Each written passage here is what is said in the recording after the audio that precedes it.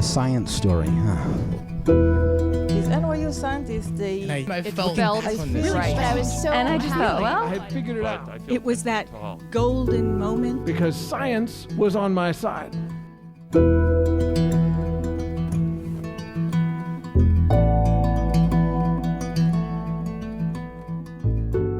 Hey everybody, welcome to the Story Collider, where we bring you true personal stories about science. I am your host, Erin Barker, and this week we are sadly without Liz Neely again, as she gallivants around California. But regardless, this week we're presenting stories about leadership. So our storytellers today will be sharing stories of times when they maybe struggled to be the leader that they wanted to be, or they were thrust into a position of leadership that they weren't ready for. For me, I think this moment came when I became an instructor for an after-school storytelling program at a high school. One of my students on the first day asked me permission to go to the bathroom. I had never been asked that by another human being before. It was very disorienting. It felt like too much responsibility for one person. I was like, oh my God, please, yes, go. I think that our storytellers today might have some maybe more complex, significant responsibilities to share with us. Our first story is from Prof.Ound. It was recorded in August 2019 at Caveat in New York City. The theme that night was divergence.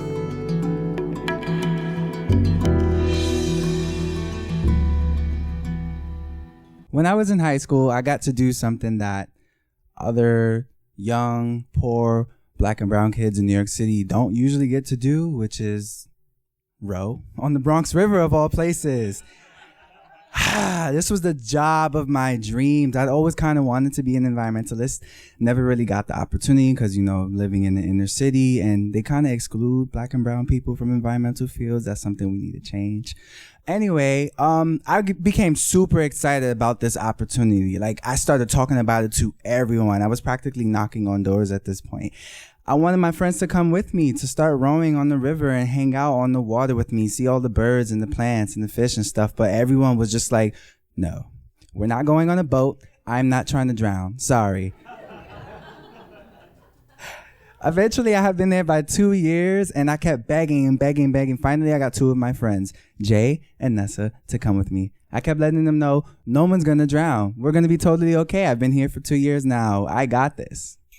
So we're in the train. We finally get to this after-school program that I had been going to and was now an employee at, called Rocking the Boat. Yeah. Super excited. My friends are with me, and I'm telling them about the river and the water and warning them about the mud. So we got to make sure we wear our boots so we won't ruin our sneakers. And I see my employees and I see my boss there, and I'm letting them know, hey, my friends are here. Can we take them out on water? He's like, sure. Okay. You could go out with them on your own. Just make sure you take a radio with you and call us if you need help. I'm like, all right, cool. Yes, sure do. But in my head, I'm like, why would I need to call you? I got this, like I had told my friends, right? So we're gathering all of the supplies that we need. We've got our life jackets and everything. We're filling out the float plan. So that's what we use to make sure we designate what time we're going out, which direction the wind is going in. And I'm making sure I'm grabbing all of our water quality testing equipment, because that was something that we were doing a lot at the time, was testing the quality of the Bronx River. There's a huge pollution issue that goes on there because sometimes sewer water ends up in the water, which is really unfortunate.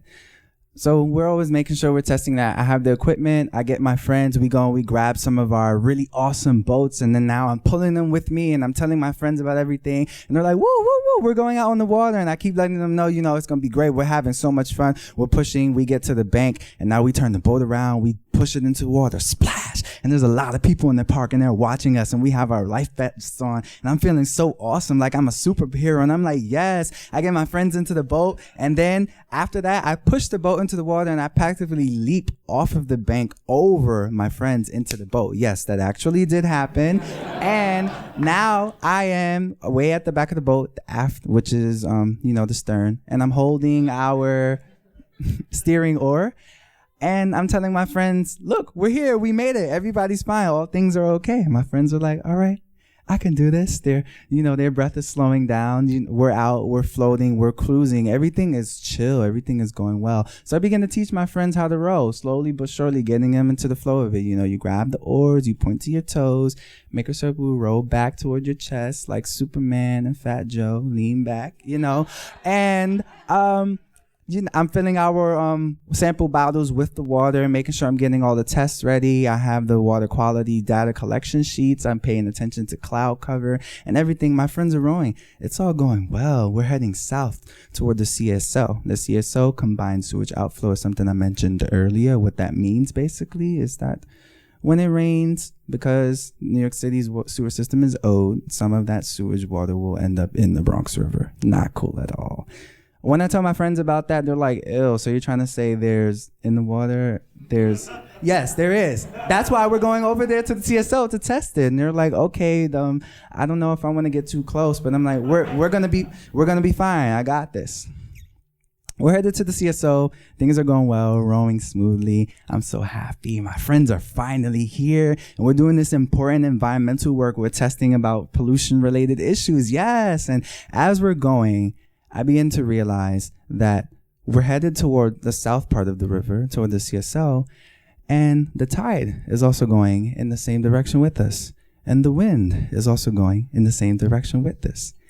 And as I'm paying attention to that fact, I realize, hey, we need to get back up north, which means when we're ready to go home, we're going to be fighting the current. We're going to be fighting the wind. And that's not a pretty picture at all. See, there's a reason why when we fill out our float plans, we pay attention to which direction the wind is going in so that we can know that we go against it on the way toward a destination so that when we're returning home, we could just flow with it and we won't have to fight the elements on the way home. But for some reason, I let all my I got this get to my head. And now we're in a situation where we could potentially be stuck on the river. And so I have to come up with what to do next. And the first thing I say is, you know what? It's going to be fine. Hey, guys, we got to go home. What we're going to need to do is just turn the boat around. And yes, we might have to row against the wind and against the current. Excuse me, says Nessa. Are you telling me what exactly are you telling me? And I'm just like, it's going to be fine. We kind of have to row against the current, the wind. It's going to be hard, but we can do it. I believe we can. We got this. We made it this far, right? My friends are reluctantly beginning to get into the flow of rowing, and they're trying to turn the boat around. We're doing this little maneuver called the helicopter. You kind of row towards you in one direction and then against you in the other direction, and it's all wonky, and my friends do not know what they're doing at all. They're inexperienced rowers after all, but I keep trying to encourage them. We're trying to turn the boat. We keep trying, and as we're doing so, we're getting pushed further and further south. Now we're beyond the CSO, and we're headed toward the mouth of the Bronx River. And the mouth of the Bronx River connects to the East River, and the mouth of the Bronx River is where there's a lot more water. It's deeper. It's wider. The waves are choppier, which means now the boat is beginning to rock. And even though it's called rocking the boat, that's not something we actually like to do there. No. And now my friends' worst fears have been actualized. They start to get really scared and screaming and like, what's going on? I'm not trying to fall out of the boat. And I'm telling them, calm down, calm down. All we need to do is just row. We need to get back and we'll be okay. We'll be okay. And they're like, no, your boss told you to call if anything goes wrong. Call now, call now. And I'm like, no, I got this. We don't need to call. You know what? Everybody stop rowing. I'm just going to row us back. Because I've been here for several years. I got this. So I get on the oars. I'm rowing. And it's against the wind and the current. But I'm going. I'm rowing. Power 10 is what we call it. You just put as much strength as you can into the oars. We're back past toward the CSO. So we're heading north. And now we've passed the CSO. We're heading north. And I'm super happy. And I'm telling my friends, you know, there's a wall further north. And the wall is next to the Hunts Point Industrial Market, which is where a lot of New York City's produce is being transported in and out of the city. After we pass that wall, then we'll see like a little area that has a lot of trees that's across the river from Soundview Park. And then after that is our site with Rockin' the Boat. We can just get back on the beach and we'll be home safely. I got this. They're like, okay, we believe you. And I'm rowing. And as I'm rowing, then I start to notice down the river in the direction from which we came is a huge barge. Barges come up and down the Bronx River all the time. And they are huge, they're wide, and they are dangerous for small little Whitehall rowboats like our own. You must get out of the way. That is protocol. And now I'm just like, how could I forget to check to make sure if a barge is coming up and down at this time? What is wrong with me? Because all that I got to my head. But I say that I'm not going to let anything stop me, you know? So I grab my friends' attention slowly but surely and calmly telling them, okay, we need to row to the bank of the river, anchor there, and stop. Now, they have been facing me the entire time I'm rowing, so they don't understand why I'm telling them this. Until they turn around to look behind them and they notice this huge barge going toward them. And not only is the barge coming toward us, but remember, we're still fighting the wind and the current. So we're kind of actually being pushed back south toward the barge. And this is when, if my friends were screaming earlier because of the waves, no, now they were hyperventilating. It just became chaos in the boat. My friend Jay started just laughing uncontrollably out of sheer fright. People were falling out of their seats. That's how bad it was now. And I had to do as much as I could to just practically grab somebody by their shoulders at this point and just shake Nessa like, all right, everybody breathe. We just need to row. And no one's listening. So I'm rowing the boat now at this point by myself. And people are ready to just jump out the boat and just onto the grass and then just out of the river, which you can't do. That's illegal. Stay in the boat, children. So we're close to the bank. We've anchored and we watch the barge go by. It's huge and it brings a lot of waves, and so it has the boat rocking again, and my friends are just gripping the gunnels, the sides of the boat, for dear life, hoping they don't fall out. And they're looking at me like, if we do not live this, I'm going to kill you. And I'm just like, we're gonna be okay, I got this. And they're like, no, we're not. You need to call your boss. They told you to call if things go wrong. And I said, no, absolutely not. I've been here for 2 years. I wanted you guys to come here. I wanted you to show you everything that I'm doing. I'm not gonna give in and ask for help. We're gonna be okay. Finally, the barge has passed. Waves have calmed down. I start to row us, and we're trying to head back north again. We're still fighting the wind and the current. And at this point, I'm exhausted physically. And no matter what I'm trying to do to get us further north, I just can't. My arms are just now putty at this point.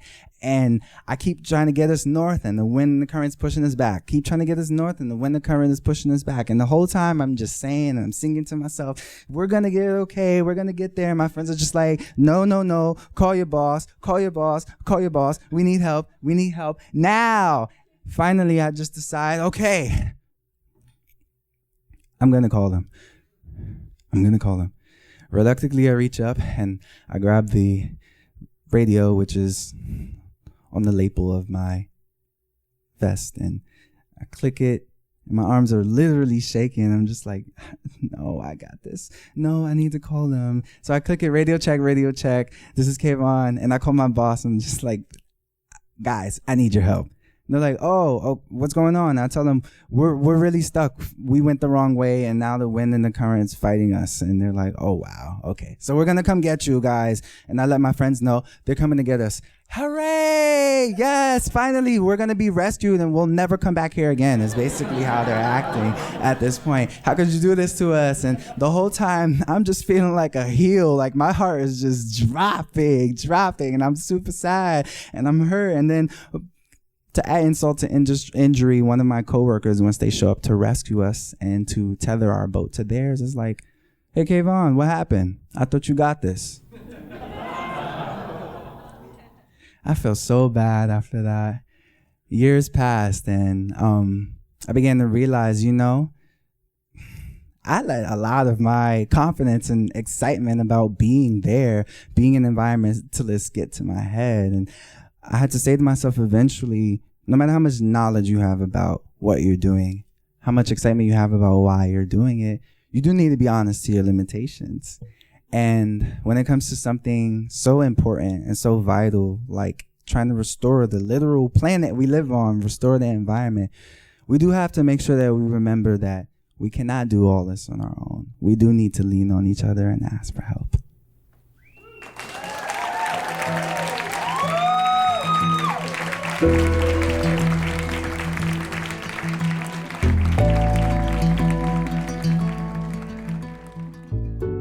That was Prof.Ound. Prof.Ound is a Bronx-born and raised spoken word artist, actor, writer, educator, and environmentalist. Prof.Ound's creative work is notable for its Afrocentric emphasis on audience participation and conveying moral and ethical lessons.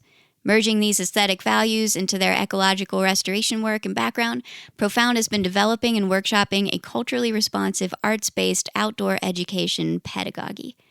Prof.Ound strives to ensure the full participation and autonomous leadership of marginalized communities and environmental movements. We actually first met Prof.Ound at one of our Oceans workshops here in New York. They showed up with flowers in their hair. They just bring such a delightful energy to everything. The Story Collider is grateful for the support of the Tiffany & Co. Foundation and of Science Sandbox, a Simons Foundation initiative dedicated to engaging everyone with the process of science. The Story Collider is led by me, Artistic Director Aaron Barker, as well as Executive Director Liz Neely, with help from Deputy Director Nissa Greenberg, Operations Support Manager Lindsay Cooper, and the rest of our amazing team. The stories featured in today's podcast were from shows produced by Nissa Greenberg, Paula Croxon. The podcast is edited by our podcast team, including Zoe Saunders, Jun Chen, and Gwen Hogan. The theme music is by Ghost. Special thanks to Caveat for hosting these shows, and to our team for their ongoing patience with my leadership. Thanks for listening.